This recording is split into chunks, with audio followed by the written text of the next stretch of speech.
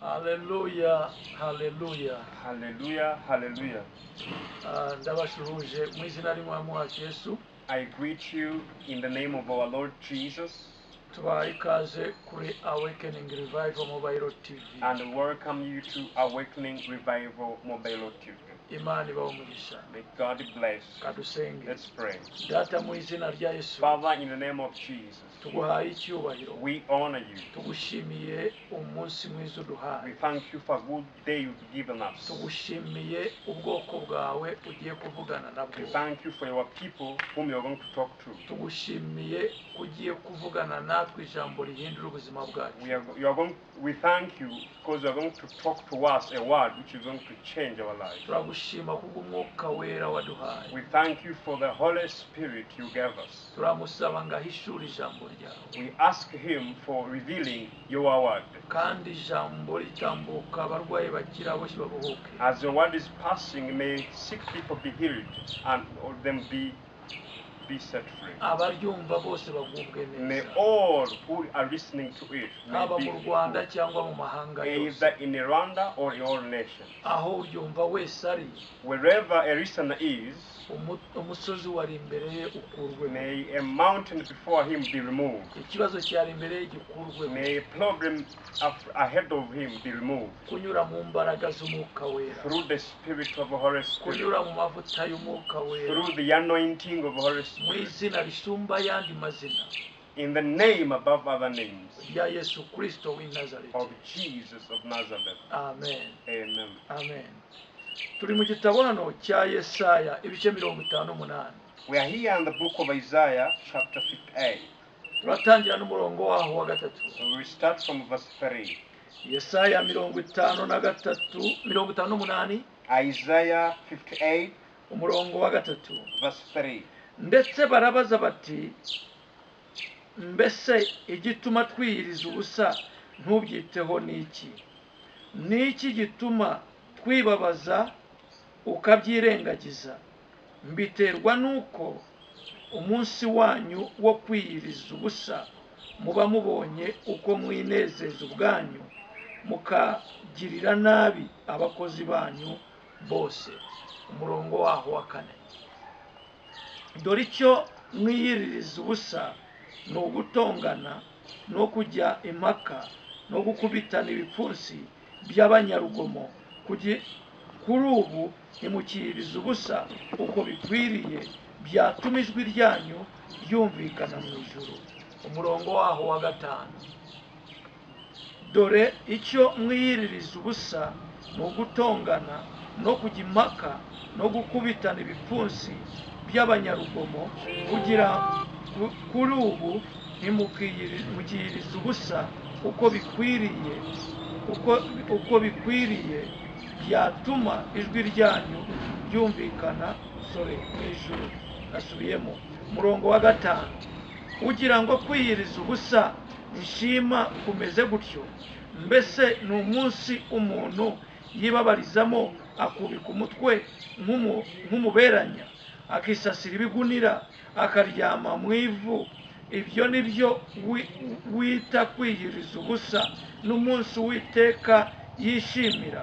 Umurongo wa 6.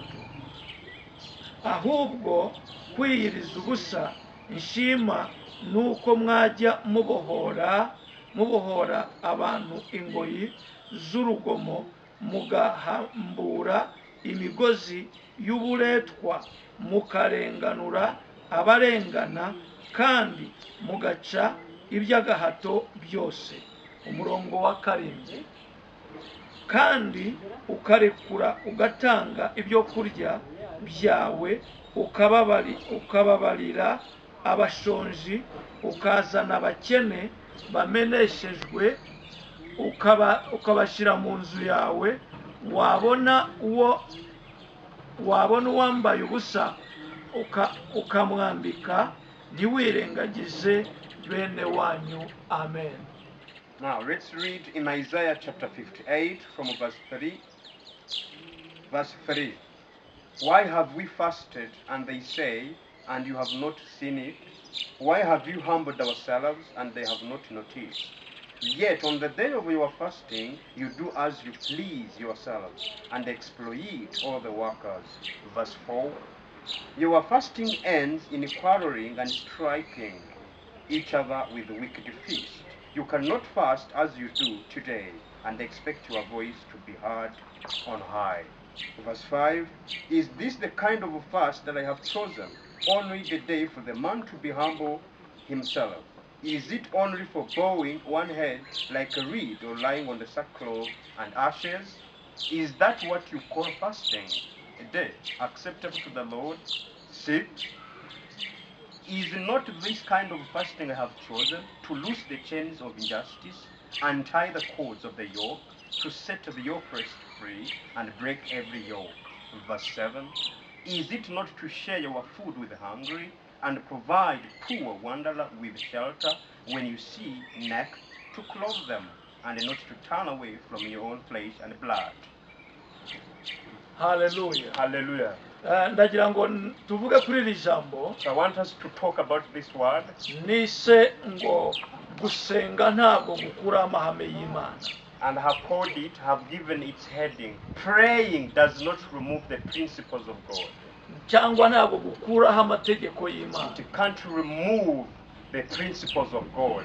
Cyangwa ntabwo gukuraho ijambo ry'Imana. It can't remove a word of God. Gusenga, praying, twese turabyemeranya. all of us we agree with ko buri murokore wese, that every Christian, waba mu mpano izo arizo zose, either in all kinds of gods, impano zose waba ufite, all gifts you have, ugomba kubusenga. you must be praying. Gusenga ni inkingi ya mbere cyangwa n'urufunguzo rwa mbere. Praying is the first pillar or the first key. Umurokore wese cyangwa wavutse ubwa kabiri agomba kubasenga. Every born again person or every born again man must be praying. Ariko nzanye ijambo rivuga ngo gusenga ntabwo gukuraho amahame y'Imana. But I have brought a word saying praying does not remove the principles of God. Gusenga, praying, ahubwo gushobora kugufasha, can help you, kukwemeza, convincing you, gukora ibyo ijambo ry'Imana rivuga, to do what the word of God says. Hano muri Yesaya 58, here in Isaiah 58, uhereye ku murongo wa 3, starting from verse 3, turabona abantu barimo kwitotomba. we see the people were grumbling. Kuki twiyiriza ntubyiteho? Why do we fast and don't care? Kuki twibabaza ntubyiteho? Why do we humble ourselves and you don't notice? Kuki iyo twiyiriza utabikurikirana? Why when we fast, why don't you monitor? Tukibabaza, We humble ourselves, tukiyiriza, we fast, tugasenga, we pray, ariko but you ntubyiteho. don't care. Hallelujah. Hallelujah. Iryo jambo rero, So that word, avuga ati kuki twiyiriza ntubyiteho, why do we fast and you don't care? nuko babonaga badasubizwa. They see they could not find the answers. Muri uko gusenga no In kwiyiriza, that praying and fasting, bakoraga icyo Imana they ibashakaho, would do the will of God, ariko birengagizaga ijambo ry'Imana, but they neglected the word of God. cyangwa birengagizaga itegeko They ry'Imana, neglected the principle of God. cyangwa birengagizaga amahame y'Imana. They neglected the principles of God. Hallelujah. Hallelujah. So gusenga rero ntabwo gukuraho amahame y'Imana. So praying can't remove the principles of God. Hano ijambo ryavuze ngo Here the word of God has kuki said, dusenga tukiyiriza, why do we pray and fast, ariko ntubyiteho? but you don't care? Abantu benshi, So most people, abantu benshi, many people, abarokore benshi, many Christians, abavutse ubwa kabiri benshi, many born again people, bariyiriza they fast kandi barasenga, and they pray, ariko bajya birengagiza gukora iby'ijambo ry'Imana but they rivuga. neglect what the word of God says. Bigatuma rero gusenga kwabo kutumvikana. So their praying is not heard. Bigatuma gusenga kwabo kutumvikana mu ijuru. It causes their praying not to be heard. Gusenga ni ikindi, Praying is something else, n'itegeko ry'Imana ni ikindi, and the commandment of God is something else, n'ijambo ry'Imana ni ikindi. and the word of God is something else. Waryita ijambo ry'Imana, waryita itegeko ry'Imana, waryita amahame y'Imana, Either you call it the word of God, a command of God, or a principle of God, cyose cyaba ari kimwe. that's something. Ariko gusenga ntabwo kubikura. But praying can't remove them. Abantu rero benshi barasenga. Most people pray. Imana yaranganirije. So God talked to me. Nanjye nashatse kumera nk'aba ngaba. So I was about to be like that. Nabaza kuki dusenga ntusubije. I wondered why do we pray and don't answer. Ariko Imana iransanga. But God came to me. Iravugana nanjye. Talked to me. Abantu benshi rero. Most people. Barasenga ntibasubize. They pray and never get answers. Uyu munsi naje kugukangura. Today I've come to revive you. Kuko ministry yacu cyangwa church yacu. Because our church or our ministry yitwa awakening. Is called awakening. Turakangura rero. So we awaken. Nje gukangura. And then to awake you. Nkubwira ngo gusenga ni gukura amahame. Telling you that praying can't remove the principles of God. Kuko hano ijambo bavuze ngo kuki twiyiriza ntubyite. Because the word has said, why do we fast and don't care? Hallelujah. Umurongo wa gatano, umurongo wa kane, ngo dericho umurongo wa gatatu ku party B akavuga ngo mbiterwa nuko umunsi wanyu wo kwiyiriza ubusa muba mubonye uko mukora urugomo.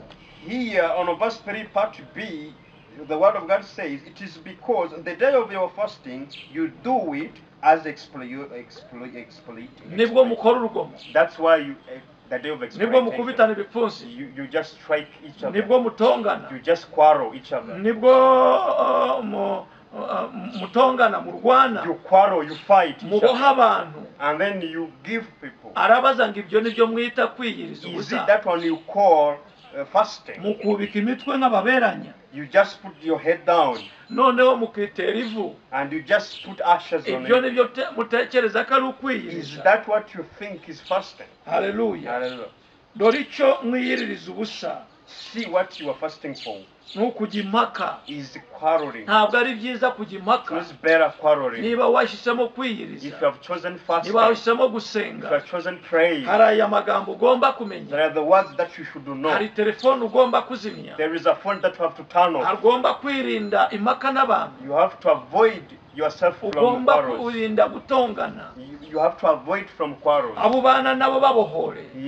Set free those people. Abakozi bawe babohore. Set free your workers. Umuryango wawe ubohore. Set free your family. Abantu babohore. Set free the people. Kunyura mu kubabohora. Through deliverance. Imana izumva gusenga. God will hear your praying. Ariko abantu benshi barasenga. But most people are asleep. Ubasanga bari ku matelefoni yabo. They are on their phones. Ubasanga bari mu kujya impaka. They are quarreling. Ubasanga bari baboshya abandi. They are binding others. Ubasanga batubashye icyo barimo gukora. They never obey what they are talking. Kandi barangiza bakavuga kuki twiyiriza ntubyite. And they say, why do we fast and don't care? Uko kwiyiriza rero. So that fasting si ku Imana twifuzaho. not the one God wants us to niyo mpamvu benshi biyiriza. That's why most people aho kugira ngo basubizwe. Instead of getting answers, bagakuramo n'indwara z'ibifu. They just get stomachache. Bagahitamo no kurwara ibifu. They just get sickness in their stomach. Bakarwara ulcers. Nicyo nshaka kumenya. They just have tumors. Bakarwara ulcers. Tumors or ulcers, the same. Bakarwara bakagira ikibazo mu nda zabo. They just have a serious problem in their belly. Muri ubwo buzima bwabo rero. In that life. Ntabwo banezezwa nuko biyiriza kandi ntibasubizwe. They don't get pressure for their fasting, even they don't get answers. Kuko bahora bibaza kubera iki tudasubizwa. Because they ask themselves, why don't we get answers? Umurongo wa gatano kugira ngo uko kwiyiriza ubusa nshima kumeze gutyo. Verse 5, is it that kind of fasting I want? Uko si kwashima. That's not the fasting he chooses.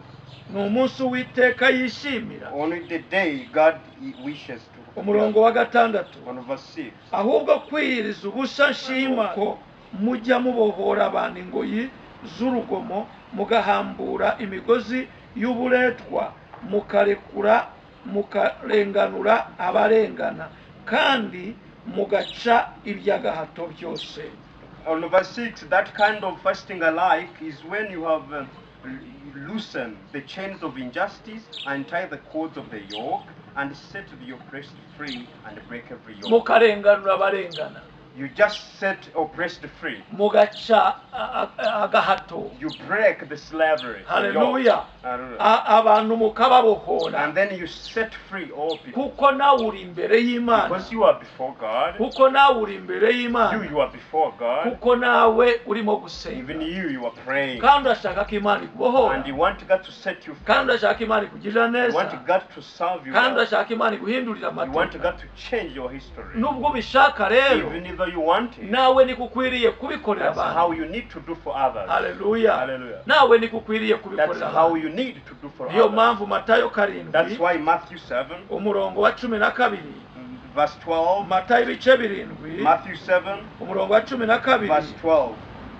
nuko ibyo mushaka byose ko abantu babibakorera So whatever you want people can do for you, namwe aba ariko mubikorera abandi. just do the same for others. Niba wumva ushaka ko abantu bagira ibyo bagukorera, If you want people can do things for you, niba mushaka ko abantu babibakorera if you want the people to do something for you, namwe ariko mubibakorera, so do the same to them. wumva abantu bagukorera iki? What do you think people can do for you? Uhisemo kujya gusenga, wumva bagukorera iki? Have you chosen to go to pray? What can they do for Ese you? wumva Imana yagukorera iki? What do you feel God can do for you? Ibyo ushaka ko Imana igukorera So those things you want God can nawe do, banza ubikorera abandi. do first for others. Niyo mpamvu Matayo karindwi umurongo wa 12 That's why Matthew chapter 7 verse 12, havuze ngo ibyo mushaka ko abantu babakorera whatever you want people do for you, namwe mubanze mubikorera abandi. do them for others. Niba ushaka ko Imana ikubabarira If you want God to forgive you, nawe babarira abandi. forgive others. Niba ushaka ko Imana ikubohora If you want God to deliver you, nawe bohora abandi. deliver others. Niba ushaka ko Imana igusubiza If you want God to nawe answer wite you, ku bandi. care for others. Haleluya, Hallelujah. haleluya, Hallelujah. haleluya, Hallelujah. haleluya. Hallelujah. Yesu ashimwe cyane. Praise Jesus. Ndagira ngo rero mbabwire So I want to tell you, kuko ijambo ariko rivuga because the word says like ibyo that, mushaka ko abantu babakorera, what you want people to do, urashaka ko abantu bagusura you want people to visit. nawe banza usura abandi. Visit others first. You Urashaka ko abantu bakugirira neza want people to serve you well. nawe begirira abandi. Do it the same to others. Urashaka abantu bakubaha You want people to respect you. nawe bubaha abandi. Respect others. Urashaka ko abantu You bagusura, want people to visit you. urashaka ko abantu You bakubabarira, want people to forgive you. urashaka abantu bakugirira You neza, want people to serve you well. urashaka ko ufite ikibazo abantu You bagikemura. want people to handle with your Ibyo problems. ushaka ko abandi bagukorera Such things you want people to nawe do. banza ubikorera abandi. Do them for others. Imana uzaba Then uyinejeje. you will praise God. Haleluya. Ka turebe muri iki gitabo cya Yesaya Let's look in this book of Isaiah 58 58, umurongo wa 7 verse 7. kandi ukarekura ugatanga And then you share ibyo kurya byawe ukagaburira abashonzi ukazana abakene bameneshejwe.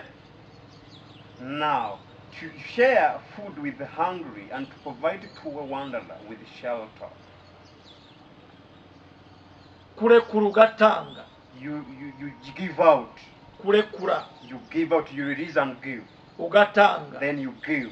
ukamenya abakene bameneshejwe, You consider the poor. ukarekura ibyo kurya You ukabitanga. give out food. Mu yandi magambo ugaha abashonji, Otherwise, you give hungry. mu yandi magambo ugaha abakene Or you give poor kuri abo bashonji. to those ones who are hungry. Uko niko Mana kwiyiriza ivuga. That's kind of fasting God Ubundi says. kwiyiriza nyako So true fasting, nuko iyo uteguye when you kwiyiriza, prepare fasting, abantu biyiriza bitandukanye. most people fasting in the same. Hari abiyiriza ibya mu gitondo gusa, They fast from breakfast. hari abiyiriza ibya kumanywa, They fast from lunch. hari abiyiriza ibya They nimugoroba, fast from dinner. ariko hari abiyiriza kuva mu gitondo saa 12 bakageza saa 12 za nimugoroba. But there are people who fast from 6 a.m. up to 6 p.m. None uko waba wiyirize kose, uko wateguye kwiyiriza, Anyhow, from your preparation of fasting, ariko hari abantu bagena ngo mu gitondo nari kurya ibi no ku manywa nari kurya ibi. there are people who say, I must eat this food in the morning and this food for lunch. Ibyo byose ibyo kurya bya mu gitondo n'ibya ku manywa byose bihuye n'amafaranga ya naye. So the total of breakfast and lunch is amounted to this money. Noneho ibi nibyo ndibuhe babashonje. So this is what I'm going to give a hungry one, kuko nagombaga kubirya, because I must have eaten them. ariko noneho uko niyirije Because I have fasted, ngiye kubifata I'm mbitange. going to give them. Haleluya. Hallelujah. Cyangwa amafaranga nagombaga Or money that kubihahisha I was supposed to buy them, none ngiye kuyafashisha I'm abandi. going to help others. Rero uko ni ukwiyiriza. That's kind of fasting. Rero ndagira ngo wumvirize, turacyari ku murongo wa We are karindwi, still in verse 7. havugaga ngo kandi ukarekura ugatanga ibyo kurya byawe, ukagaburira abashonji, ukazana abakene bameneshejwe, ukabashyira mu nzu yawe, wabona uwambaye ubusa ukamwambika, ntiwirengagize bene wanyu. Then you give food with the hungry, and provide the poor wanderer with a shelter. When you see naked, clothe them, and not turn away from your own place in the blood. So urabona ko hari icyo Imana ivugana You n'umuntu. see, that is what God is talking to us. Irakubwira kwiyiriza yifuza. He is telling you his fasting. Mu yandi magambo, kwiyiriza kugendana n'amahame y'Imana. Fasting goes with the principles of God. Kwiyiriza kugendana n'ijambo ry'Imana. Fasting accompanies with the word of God. Ntabwo twakwiyiriza tugasiga ijambo We ry'Imana. can't fast and leave the word of God behind. Ntabwo twakomeza ijambo ry'Imana ritariho gusenga no kwiyiriza. We can't confirm the word of God without praying and fasting. Kwiyiriza no gusenga Fasting and praying biradufasha help us gukora ibyo tutemeraga gukora. to do what we have never agreed to do. Haleluya. Hallelujah.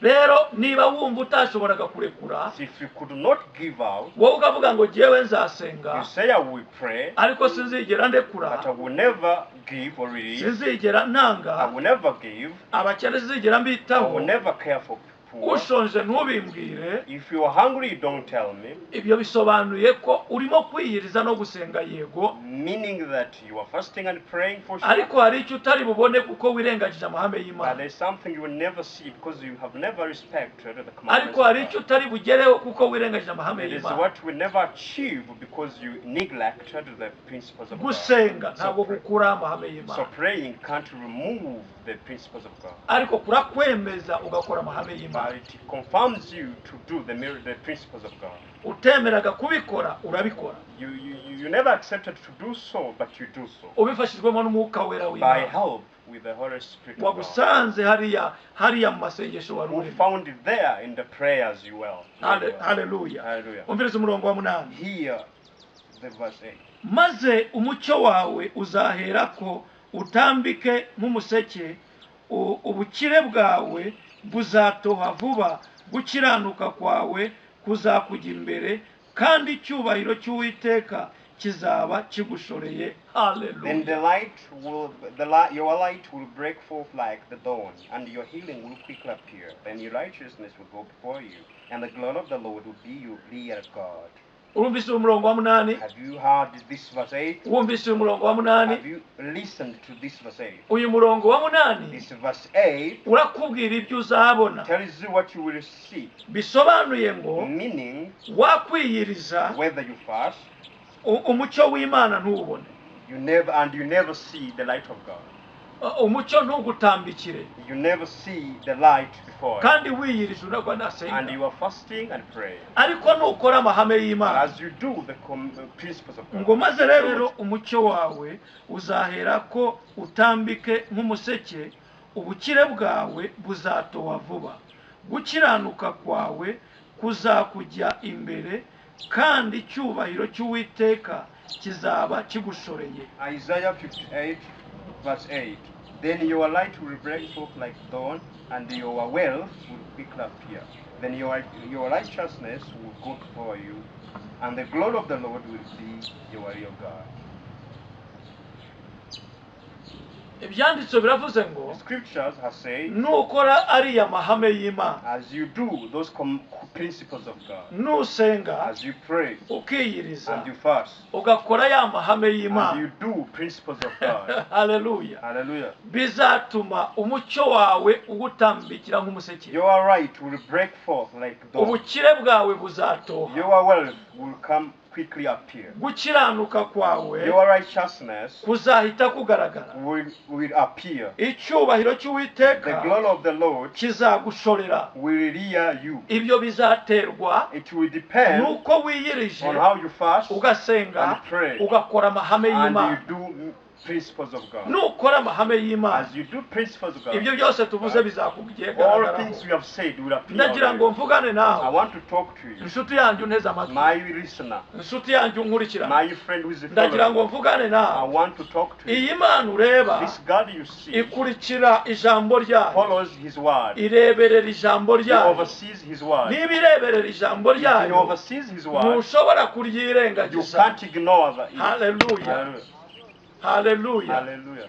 Ntushobora kwirengagiza ijambo You ryayo. can't ignore the word, His word. Niyo mpamvu mvuga ngo That's why I'm saying gusenga praying ntigukuraho can't remove amahame y'Imana. the principles of God. Abantu benshi bariyirije, Most people fast. abantu benshi barasenze, Most people pray bakoze iminsi 40, like 40 days, bakoze 80, like 80 days, bakoze 90, like 90 days, bakoze 120, like 120 bakoze days, 210. like Abantu 200 days. barasenze, People are praying, ariko ubuzima bukaguma bumeze nk'uko bwari but buri. life situation remains the Ariko same. ikibazo kirimo, But serious problem ariko Imana yavuganye nanjye, but God has talked to ariko me. Imana yamishuriye, God has revealed to me ni ukugira ngo umenye ibi is ngibi. to know the following things. Gusenga nibyo, Praying is right, ariko ntigukura amahame but y'Imana, can't remove the principles of kuko God. ahubwo gushobora But kukwemeza. it can confirm you, convince you. Gusenga nibyo, Praying is ariko right, ntabwo gukuraho amahame you y'Imana. can't remove principles of Ariko God. gusenga kuragufasha, But praying helps you. ukakwemeza, It convinces you. ugakora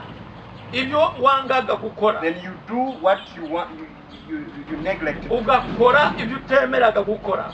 You do what you never accepted. Yavuze ngo gusenga nemera So praying ni that alive ukubohora abantu. is setting free people. Niba utemeraga kubohora If abantu, you never accepted to set free people, niba utemeraga gutanga, if you never accepted to give, niba udashaka gutandukana if you n'urugomo, don't want to go away from quarrel, niba udashaka gutandukana n'impaka, if you don't want to be apart from the quarrels, bisobanuye ngo umucyo wawe ntuzongera agaragara. your light will never appear. Bisobanuye ngo ubukire bwawe ntabwo bushobora Meaning gutoha. your wealth will never appear. Bisobanuye ngo gukiranuka kwawe ntabwo kwagaragara. Means your righteousness will never appear. Bisobanuye ngo icyubahiro cy'Uwiteka ntushobora kukibona. Meaning that you can't see the glory of the Lord. Ariko niba ushaka icyubahiro ko And kigushorera, if you want to the glory of the Lord to appear, ndagira ngo usobanukirwe ibi ngibi. I want you to understand. Gusenga ntabwo gukura amahame Praying y'Imana. can't remove principles of God. Haleluya.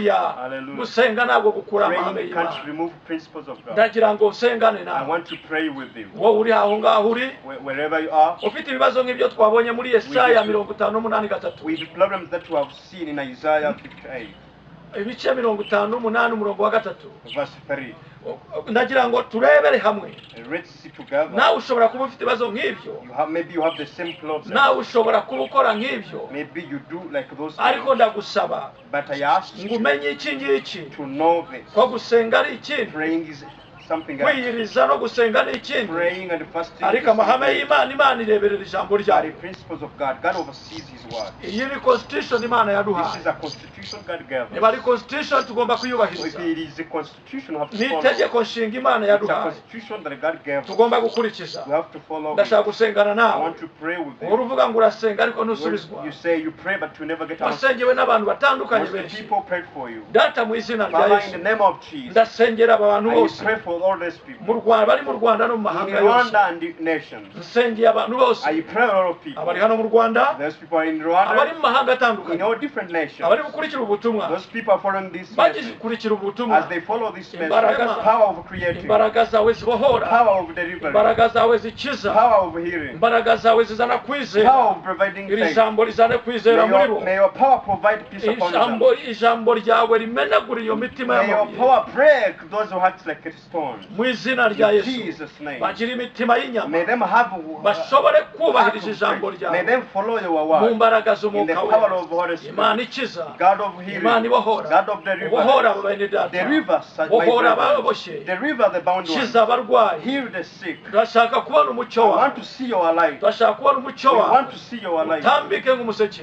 To come before us Turashaka like kubona gold. ubukire We want bwacu to see our wealth butoha vuba. being flourishing. Turashaka kubona We want to gukiranuka see righteousness righteousness kugaragara be appearing. bashaka kubona icyubahiro Want to cyawe see your glory. kidushorera To follow mu us. izina In rya Jesus' Yesu name. Kristo w'i In Nazareti Jesus' name of ndasengera Nazareth. buri wese I pray Mwana for everybody. imisozi yose All ikurweho mountains must be kubabara removed. kose gukurweho May all pain be mu removed. mbaraga In the z'umwuka we power of Holy mu Spirit. izina rya Yesu In Jesus' name. ushobora kuba You may utarakizwa not to be saved urashaka gukizwa and you want to be saved. subira muri aya magambo Repeat such words. vuga ngo mwami Say, Yesu Lord Jesus, numvise I ijambo have ryawe heard your word. ntsindwa And I'm n'urubanza convinced. ndakwinginze I beg you, mbabarira ibyaha byose forgive all my sins. nyohagiza amaraso yawe Wash me with your blood. hanagura izina ryanjye mu gitabo cy'urupfu Delete my name from the book of death. uryandike mu gitabo Write cy'ubugingo it in the book of life. uyu munsi ndati From today I confess. ndakijijwe And I'm saved. wowe satani You Satan, n'imirimo yawe with your words, ndakwanze I hate you. isemo Yesu I choose Jesus. niwe nibitse mu I mutima put wawe him in my heart. uyu munsi From today, kugeza iteka ryose forevermore. mu izina In rya Yesu Jesus' name. amen imana ibahe May umugisha God bless you. imana ibagire May neza God serve you aze well. kwifuza May kwanyu God satisfy your mwuka wera needs. abayobore May Holy Spirit guide kandi you ababashishe and